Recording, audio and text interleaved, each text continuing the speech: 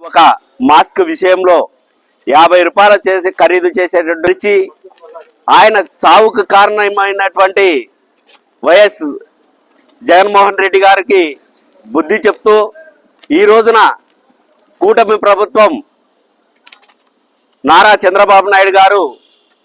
నిర్ణయాన్ని తీసుకొని ఎవరైతే బాధితులు ఉన్నారో వారికి న్యాయం చేయాలని ఉద్దేశంతో ₹1 కోటి విరాళాన్ని అందజేసి అలాగే కుమారునికి డిప్యూటీ తహసీల్దార్గా పదోన్నతిని కల్పిస్తూ జీవోను జారీ చేయడం జరిగింది. కనుక దేశంలో కానీ రాష్ట్రంలో కానీ కూటమి ప్రభుత్వం బలంగా పనిచేస్తుందనే దానికి ఇదొక మచ్చుతును కానీ భావిస్తూ అలాగే దళితులకు అప్పుడు ఉన్నటువంటి వైఎస్ఆర్ ప్రభుత్వం ఎప్పుడూ ఏం చేయలేదు. కానీ ఈ కూటమి ప్రభుత్వంలో నరేంద్ర మోడీ గారు, చంద్రబాబు నాయుడు గారు, పవన్ కళ్యాణ్ గారు ప్రజలకు చాలా చేస్తున్నారు కనుక వారిని